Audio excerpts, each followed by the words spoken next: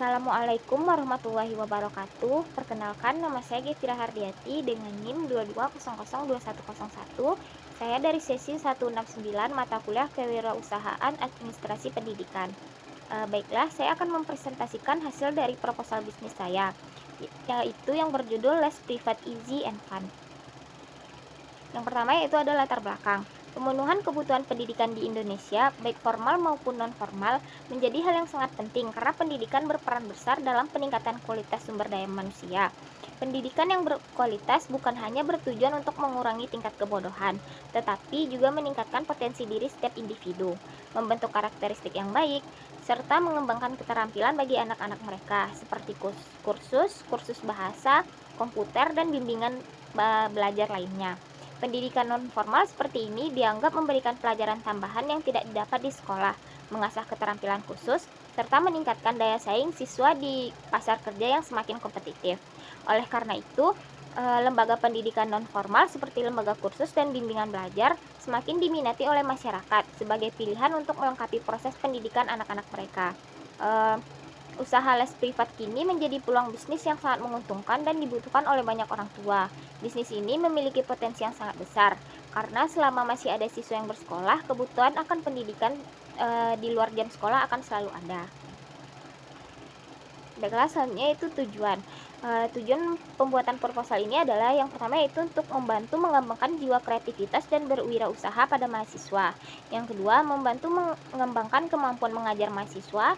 Yang ketiga, membantu keuangan mahasiswa. Yang keempat, memberikan alternatif pendidikan kepada masyarakat. Yang kelima yaitu menambahkan wawasan dan pengalaman mahasiswa dalam berkarya di bidang pendidikan. Yang kelima, sebagai tugas mata kuliah Kewirausahaan Administrasi Pendidikan. Adapun manfaat dari proposal ini yaitu yang pertama menguji strategis dan hasil yang diharapkan mahasiswa wirausaha. Yang kedua, membantu wirausaha untuk berpikir kritis dan objektif. Tiga, sebagai alat komunikasi dalam memaparkan dan meyakinkan pendapat pada pihak lain. Yang keempat yaitu meningkatkan keberhasilan para wirausaha. Baiklah, masuk pada yang selanjutnya yaitu profil usaha. Adapun jenis usaha yang saya pilih yaitu merupakan penjualan jasa les privat yang meliputi mata pelajaran matematika, fisika, kimia, bahasa Inggris pada jenjang SD, SMP, atau SMA sederajat. Nama usaha yang saya dirikan adalah Les Privat Easy and Fun. Easy and Fun adalah nama yang mencerminkan suasana belajar yang santai dan menyenangkan, yang bertujuan untuk membuat siswa merasa nyaman mengikuti les privat ini. Selanjutnya itu lokasi. Lokasi usaha saya bertempat di Ulak Karang Selatan, Jalan Bahari nomor 17, Kota Padang. Adapun visi dan misi dari usaha saya itu visi menjadi lembaga pendidikan non-formal yang menciptakan pengalaman belajar yang mudah, menyenangkan, dan efektif bagi setiap siswa, sehingga dapat membantu mereka mencapai potensi penuh mereka dalam belajar. Adapun misinya yaitu menyediakan pembelajaran yang menyenangkan, mengutamakan pendekatan yang personal, mendorong rasa percaya diri siswa, memberikan pengalaman belajar yang fleksibel, dan mengembangkan potensi siswa secara menyeluruh.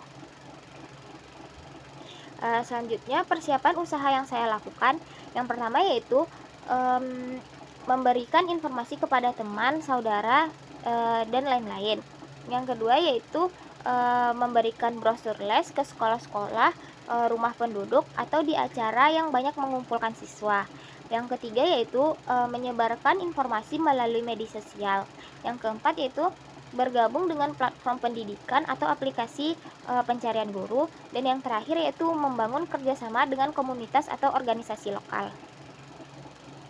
Adapun sistem pengajaran yang saya gunakan yaitu pertama menciptakan suasana belajar yang santai, bersahabat, dan menyenangkan, serta mengetahui bagaimana pendekatan belajar yang sesuai dengan kebutuhan siswa. Salah satu tanda cara mengajar yang cukup baik adalah saat anak didik berani bertanya tentang materi pelajaran yang kurang jelas. Yang kedua yaitu mengatur waktu sebaik-baiknya. Salah satu keunggulan les privat ini adalah fleksibilitas soal waktu.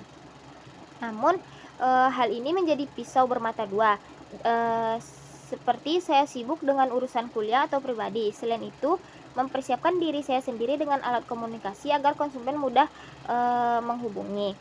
Yang ketiga yaitu ada secara berkala memberikan laporan evaluasi perkembangan anak pada orang tua. Dan yang terakhir yaitu memberikan saran-saran dan melakukan konsultasi dengan orang tua. Baiklah, masuk pada analisis SWOT yaitu kekuatan.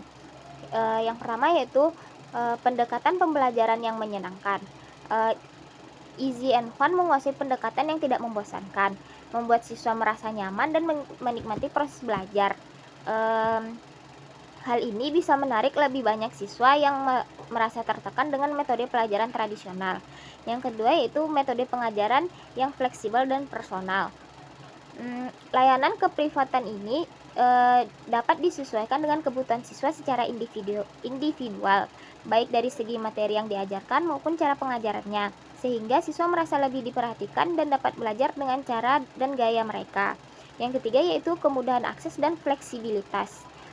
Layanan yang fleksibilitas dalam hal waktu dan tempat, bisa online maupun tatap muka, memberikan kenyamanan bagi orang tua dan siswa yang memungkinkan mereka memilih waktu sesuai dengan jadwal mereka.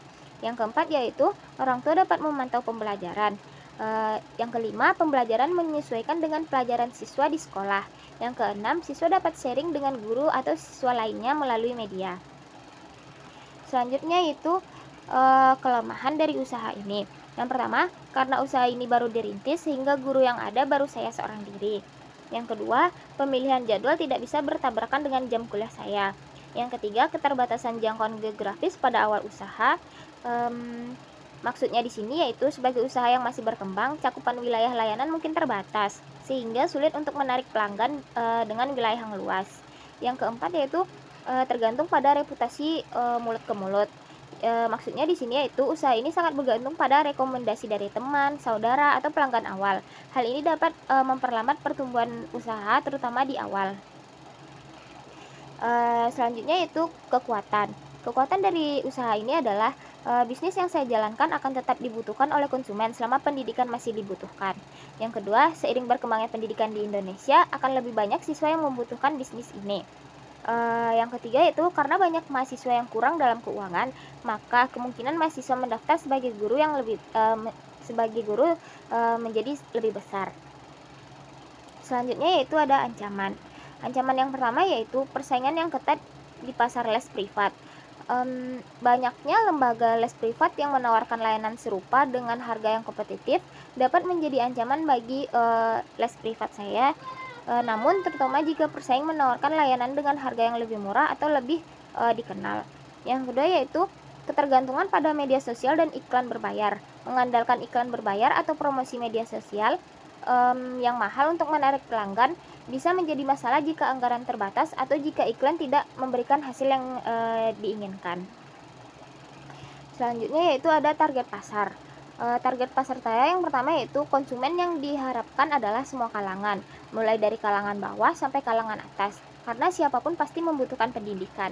Yang kedua yaitu target konsumen saya adalah siswa SD, SMP, dan SMA yang membutuhkan pembelajaran lebih setelah menerima pembelajaran di sekolah. Yang ketiga yaitu orang tua yang menginginkan pembelajaran yang menyenangkan untuk anaknya. Dan yang terakhir yaitu orang tua yang menginginkan pendekatan pembelajaran yang lebih fleksibel dan menyenangkan untuk anak-anak mereka yang mungkin merasa stres dengan cara belajar di sekolah. Yang terakhir yaitu aspek finansial. Dapat dilihat di sini yaitu harga dari les privat saya. Yang pertama yaitu baca tulis hitung yang dibanderol dengan harga 50.000 per jam dan dapat dilakukan 8 kali pertemuan dalam 1 bulan. Yang kedua yaitu untuk anak SD dibanderol dengan harga 35.000 per jam, yaitu bisa untuk 8 kali pertemuan per bulan.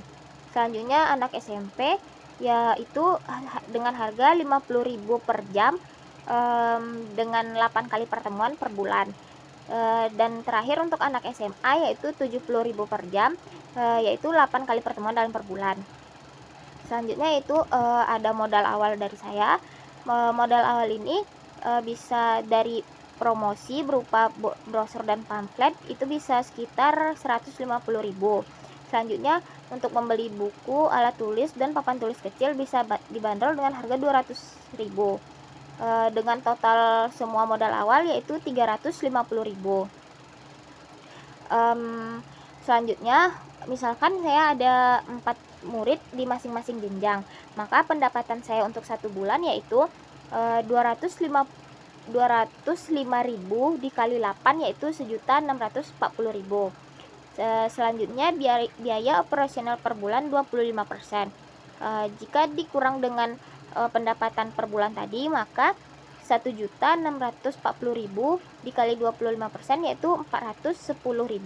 Biaya operasional per bulannya yaitu 410.000. Selanjutnya total pendapatan. Total pendapatan ini